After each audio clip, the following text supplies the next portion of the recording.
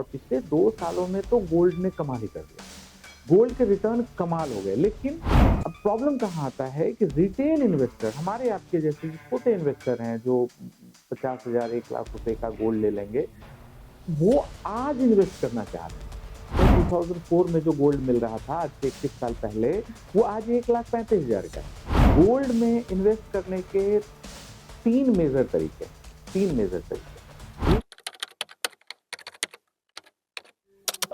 सोने में निवेश हमेशा के लिए एक अच्छा प्रोपोजिशन है एक इन्वेस्टर के लिए, लेकिन आपको ये डिसाइड करना पड़ेगा कि आपके पोर्टफोलियो का कितना परसेंट गोल्ड में होगा, राइट। अगर आप बहुत पुराने समय से देखें तो सोना एक हमेशा से अनसर्टेनिटी के समय में आपको ये मदद करने वाला प्रोडक्ट है। आप आज सबसे पहले एक बात समझें कि आज सोने में इंटरेस्ट लेना गलत है।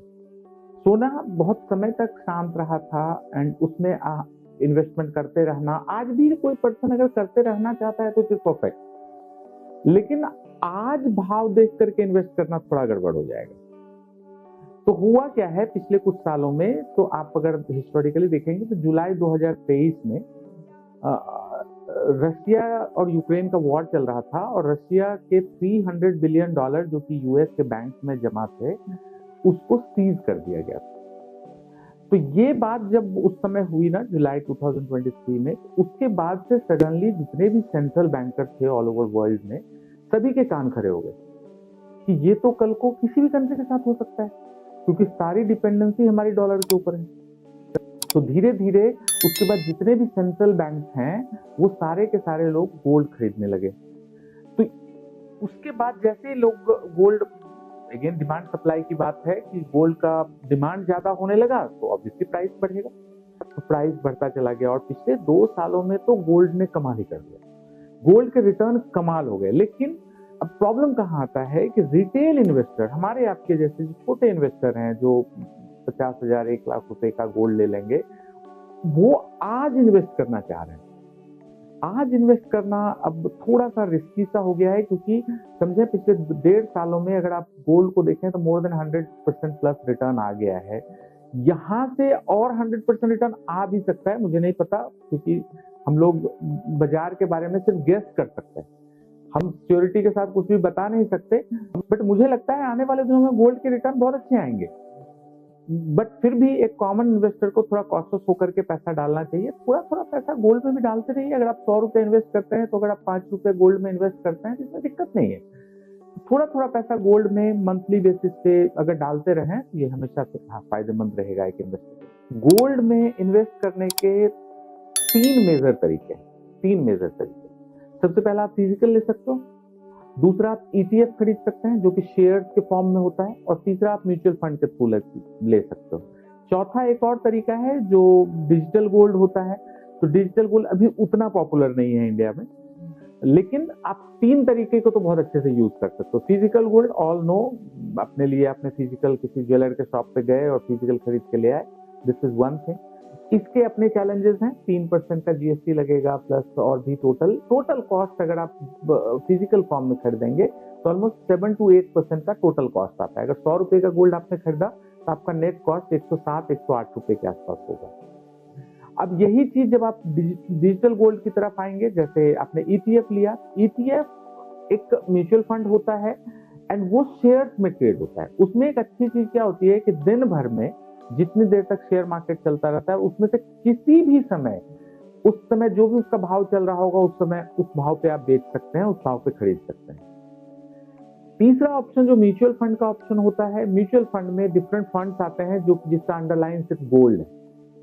उसमें जब आप इन्वेस्ट करते हैं तो उसके रेट शाम में डिक्लेयर होते हैं, तो उसमें ये बेनिफिट आपको नहीं मिल पाएगा कि आप दिन भर के किसी भी भाव पे खरीद सकते हैं। तो आपके पास तीनों ऑप्शन है, फिजिकल और म्यूचुअल फंड के रूप में ले सकते हैं, और दूसरा म्यूचुअल फंड के तरीके ले सकते हैं, और तीसरा होता है कि आप ETF के फॉर्म में ले लें। पर्सनल चॉइस के हिसाब से बताएं तो मुझे ऐसा लगता है कि फिजिकल गोल्ड सबसे अच्छा होता है, क्योंकि मैं आपको एक एक्सट्रीम खराब एग्जांपल मैं आपको दूं। इंडिया पाकिस्तान का जब विभाजन हुआ था तो जो भी लोग इंडिया से पाकिस्तान से इंडिया आए या इंडिया से पाकिस्तान गए, वो क्या लेके गए होंगे? जमीन जायदाद घर सब तो यहीं रह गया। यही गोल्ड लेकर के गए होंगे तो फिजिकल फॉर्म में रहा होगा। ये एक्सट्रीम बात है। अगर आप रिस्क ही समझते हैं तो रिस्क को समझिए। एंड मुझे लगता है कि अगर ऑप्शन हो तो फिजिकल गोल्ड ज़्यादा बेहतर है।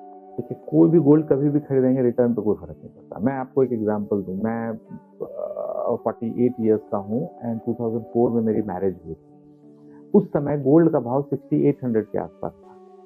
अगर 7000 में खरीदा होता तो क्या होता, और 7500 में खरीदा होता तो क्या होता, तो भी रिटर्न बहुत अच्छा है। ये जो 2%, 3%, 4% की बातें हैं ना, ये छोटे समय में तो बहुत आपको इम्पैक्ट कर सकता है, लेकिन अगर आपका होराइजन लंबा है तो कभी ये इम्पैक्ट करेगा ही नहीं। अगर आपने आज 1.35 में नहीं 1.30 में खरीद लिया या 1.40 में खरीद लिया तो क्या फर्क पड़ेगा? 10 साल के बाद जब गोल्ड का भाव अगर यहाँ से 5 लाख पे चला जाएगा तो आपको पता भी नहीं होगा, आपको याद भी नहीं रहेगा किस भाव पे आपने लिया था।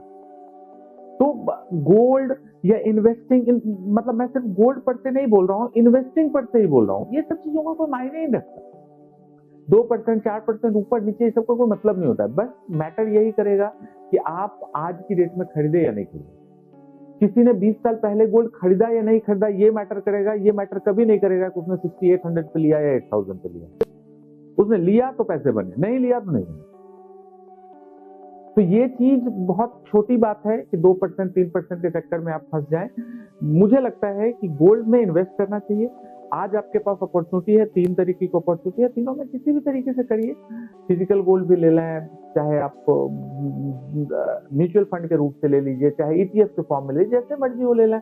और ये ना ज्यादा कॉस्ट के चक्कर में एक नॉर्मल इन्वेस्टर को पड़ना नहीं चाहिए। 2%, 3% में कोई फर्क नहीं पड़ता है। 2% कभी बढ़ जाएगा, कभी घट जाएगा, ये तो होता रहता है। मतलब अगर आपके पास लंबा होराइजन है तो आपको 2, 3%, 5%, 10% कोई मायने नहीं रखेगा। जैसे मैंने आपको एक एग्जांपल से बताया कि 6800 में 2004 में जो गोल्ड मिल रहा था आज से 21 साल पहले, वो आज 1,35,000 का है।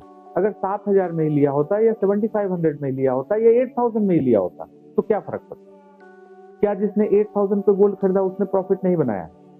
लंबे समय में ये मायने ही नहीं रखेगा कि किस रेट पे आपने लिया था। और मैं आपको यकीन के साथ बताऊं, मैं आज बोल रहा हूं आपको कि 6800 का गोल्ड था, हो सकता है 6750 हो, मुझे नहीं पता। हो सकता है 6900 का लिया हो या हो सकता है 6400 का हो, मुझे नहीं पता। मैं तो जस्ट एक टेंटेटिव आइडिया दे रहा हूं आपको। तो ये बिल्कुल आपको आइडिया नहीं लगेगा 20 साल के बाद कि गोल्ड किस भाव पे खरीदा था, इवन आपको याद भी नहीं होगा। It is always better just go and by whatever is feasible for you. आप लेते रहिए, ये ज्यादा अच्छा है।